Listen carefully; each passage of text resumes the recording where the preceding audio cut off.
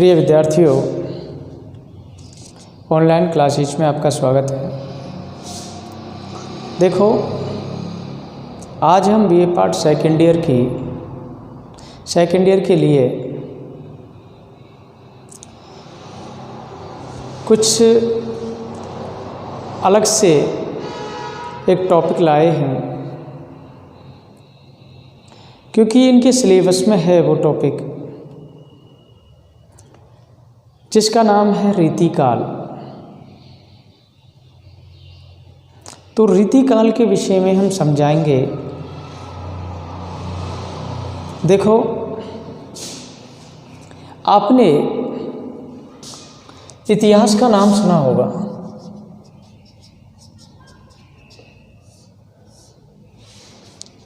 इतिहास क्या होता है? अतीत में जो कुछ भी घटित हुआ है वह इतिहास कहलाता है। जो समय बीत चुका है वह इतिहास बन जाता है। कुछ भी कार्य करने के बाद जब हम आगे बढ़ते हैं तो जो पीछे का बाद का जो काम होता है, घटनाएं होती हैं, तथ्य होते हैं, वो सब इतिहास में आ जाते हैं। बीता हुआ युग इतिहास कहलाता है। अतीत का मतलब ही इतिहास होता है। तो देखो, इतिहास, अगर इतिहास में हम हिंदी साहित्य को जोड़ देते हैं, अगर इतिहास में हम हिंदी साहित्य को मिला देते हैं तो ये बन जाएगा हिंदी साहित्य का इतिहास। हिंदी साहित्य का इतिहास बनेगा। तो आप कहते हैं कि हिंदी साहित्य का इतिहास कैसा होता है? हिंदी साहित्य का इतिहास होता है कि जितने भी कवि एवं लेखक हुए हैं उन्होंने कौन कौन सी रचनाएं लिखी हैं, कौन कौन से काल में लिखी गई हैं, समय में उनकी क्या क्या प्रवृत्तियां रही हैं, क्या क्या घटनाएं घटित हुई हैं, ऐसी कौन सी रचनाएं हैं जो किन घटनाओं के ऊपर हैं, कौन कौन से तथ्य हैं जिनसे कि उन्होंने एक रचनाएं बना करके तैयार की हैं रचनाएं। तो ये सब कुछ हिंदी साहित्य के अंतर्गत आता है। तो अगर हिंदी साहित्य को अगर हम इतिहास से जोड़ देते हैं तो बनेगा हिंदी साहित्य का इतिहास। अब मैं आपसे पूछता हूँ कि हिंदी साहित्य का जो इतिहास है वह कितने कालों में विभाजित है? देखो, काफ़ी बच्चों को पता होगा, कुछ बच्चे ऐसे भी हैं जिन्हें मालूम नहीं है। तो हिंदी साहित्य का इतिहास 4 कालों में विभाजित होता है। कौन कौन से? नंबर 1, आदिकाल।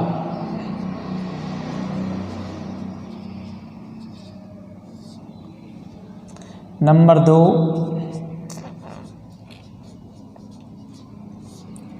भक्ति काल। नंबर 3, रीति काल। नंबर 4, आधुनिक काल।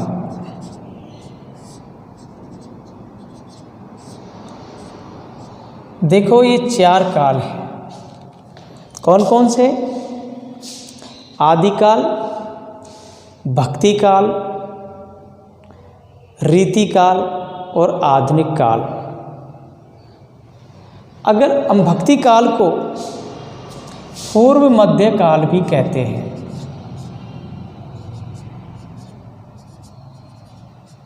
क्या कहते हैं? पूर्व मध्य काल। और रीति काल को उत्तर मध्य काल कहते हैं।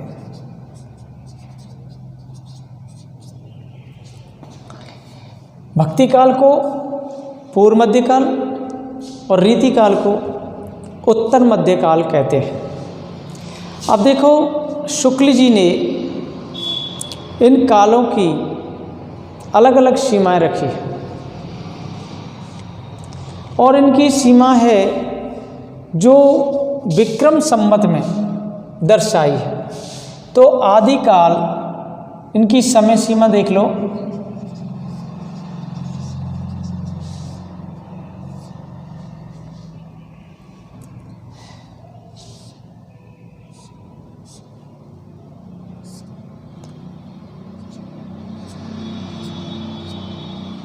समय सीमा है इनकी विक्रम संवत में,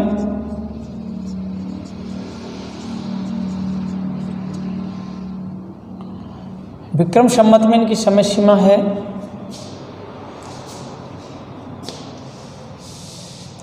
तो आदिकाल की समय सीमा शुक्ल के अनुसार, पहले मैं लिख देता हूं यहां पर शुक्ल के अनुसार, शुक्ल के अनुसार इनकी समय सीमा क्या रखी गई है।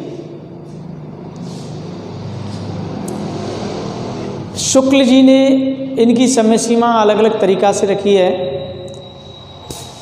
देखो आदिकाल की समय सीमा शुक्ल जी ने रखी है विक्रम संवत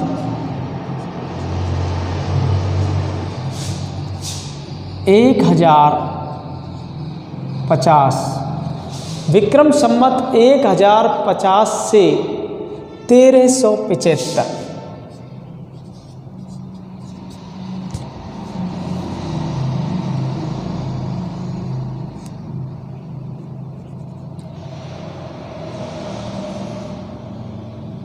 विक्रम संवत 1050 से 1375 ये रखी गई है आदिकाल की समय सीमा।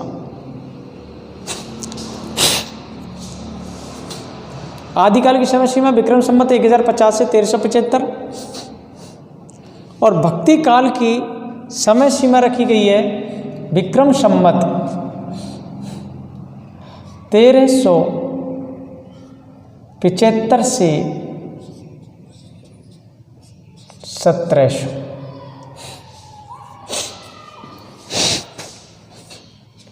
आदिकाल की समय सीमा विक्रम संवत 1050 से 1375 और भक्ति काल की समय सीमा रखी है विक्रम संवत 1375 से 1700। अब देखते हैं रीतिकाल। रीतिकाल की समय सीमा विक्रम संवत 1700 से 1900। विक्रम संवत 1700 से 1900 इसकी समय सीमा रखी है और आधुनिक काल की समय सीमा शुक्ल जी ने विक्रम संवत 1900 से, वैसे तो 1984 तक रखी थी परंतु अब तक कर दी है।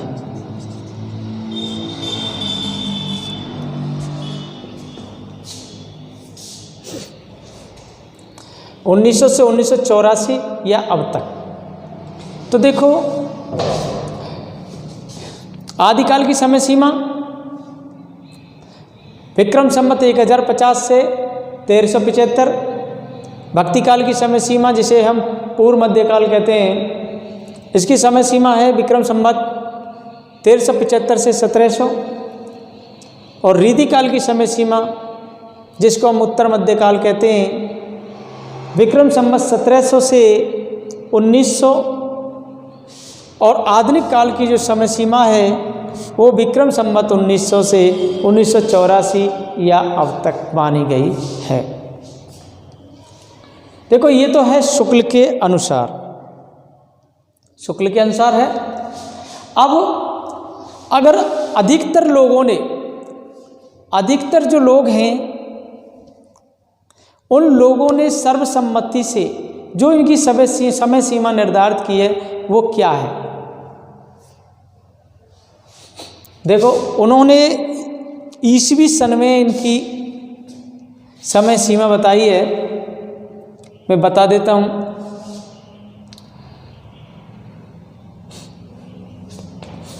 ये तो है शुक्ल के अनुसार। अब ले लेते हैं सर्वसम्मति से।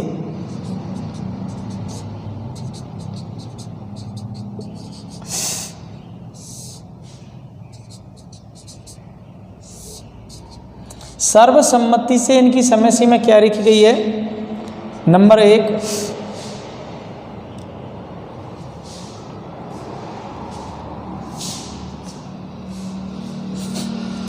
आदिकाल,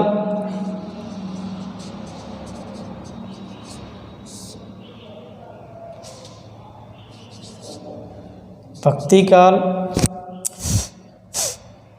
यार ये परेशान बहुत कर,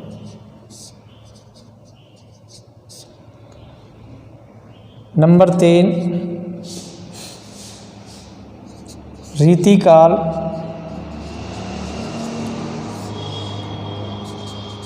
नंबर 4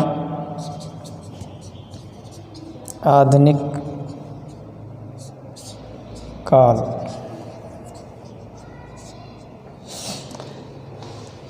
अब सर्वसम्मति से इनकी समय सीमा लिखेंगे हम आदिकाल, भक्तिकाल, रीतिकाल और आधुनिक काल। तो देखो ये ईसवी सन में इनकी समय सीमा दिखाई है। किसमें? ईसवी सन में।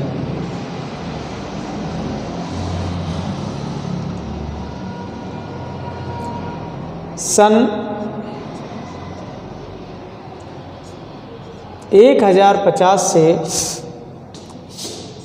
1350 ईस्वी तक। आदिकाल की समय सीमा कितनी दिखाई है? 1050 ईस्वी से 1350 ईस्वी तक। अब भक्तिकाल की समय सीमा सन 1350 ईस्वी से 1650 ईस्वी तक। ये भक्तिकाल की समय सीमा है। सन 1350 से 1650 ईस्वी तक भक्तिकाल की समय सीमा मानी गई है। अब लेते हैं हम रीतिकाल की समय सीमा सन 1650 ईस्वी से 1850 ईस्वी तक। ये रीतिकाल की समय सीमा है। सन 1650 ईस्वी से 1850 ईस्वी तक। अब लेते हैं आधुनिक काल की समय सीमा सर्वसम्मति से सन 1850 ईस्वी से और अब तक। आधुनिक काल की समय सीमा 1850 ईस्वी से अब तक मानी गई है। तो देखो बच्चों, इनकी समय सीमा शुक्ल के अनुसार तो ये है और सर्वसम्मति से ये है।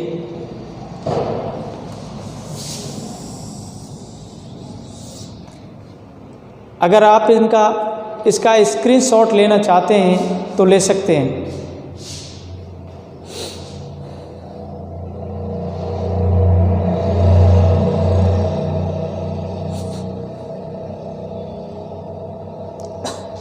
देखो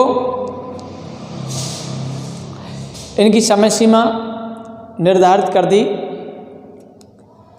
अब रीतिकाल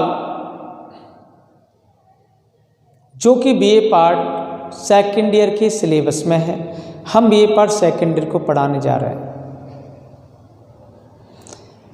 तो देखो अब हम रीतिकाल का नामकरण देखते हैं कि रीतिकाल का नामकरण विद्वानों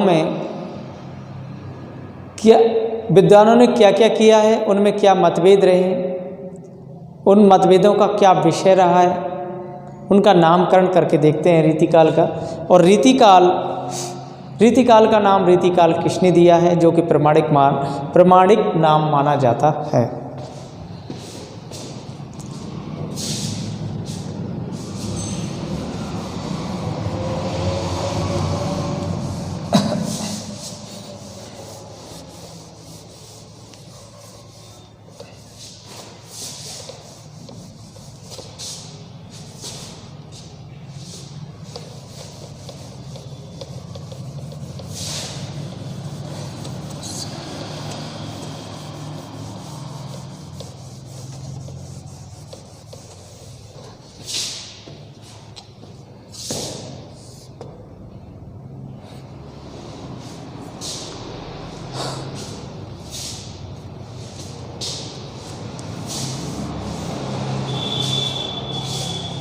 रीतिकाल।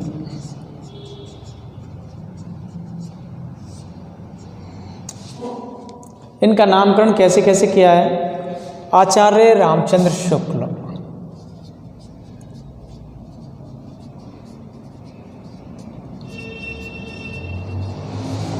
आचार्य रामचंद्र शुक्ल ने इस रीतिकाल का नाम रीतिकाल दिया है।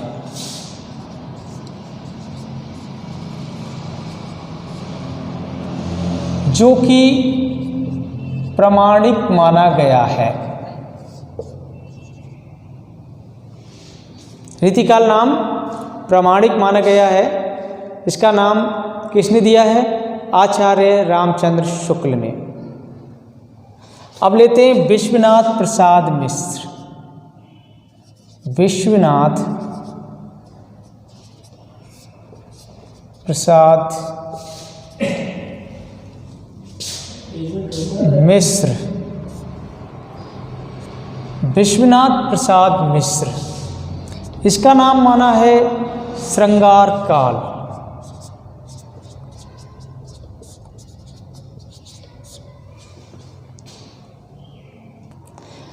देखो बच्चों, विश्वनाथ प्रसाद मिश्र ने इस रीतिकाल का नाम श्रृंगार काल दिया है। क्या नाम दिया है? श्रृंगार काल। अब भागीरथ मिश्र, भागीरथ मिश्र हुए विद्वान, तो भागीरथ मिश्र ने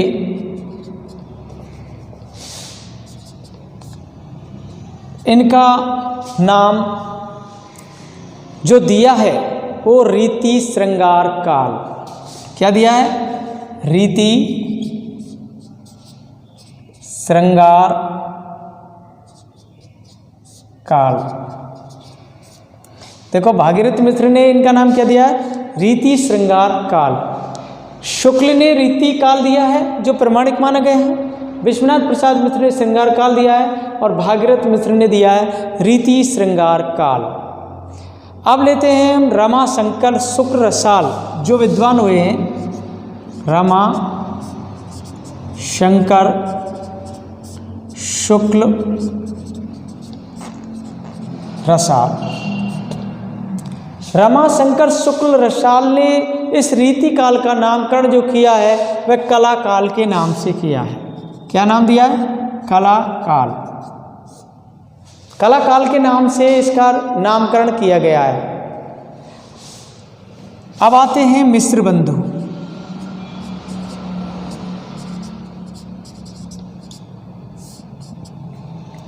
मिश्र बंधुओं ने इसका नाम रीतिकाल का नामकरण जो किया है वह अलंकृत काल के नाम से किया है। अलंकृत काल। मिश्र बंधुओं ने अलंकृत काल के नाम से किया। तो देखो बच्चों, इनका जो नामकरण किया है रीतिकाल, आचार्य रामचंद्र शुक्ल ने रीतिकाल नाम दिया है जो कि प्रमाणिक है। विश्वनाथ प्रसाद मिश्र ने इस रीतिकाल का नाम श्रृंगार काल दिया है। भागीरथ मिश्र ने रीति श्रृंगार काल दिया है। रमाशंकर शुक्ल रसाल ने कला काल दिया है और मिश्र बंधु ने अलंकृत काल नाम दिया है। तो देखो बच्चों, आज हमने इनकी समय सीमा और रीतिकाल का नामकरण समझाया है। धन्यवाद।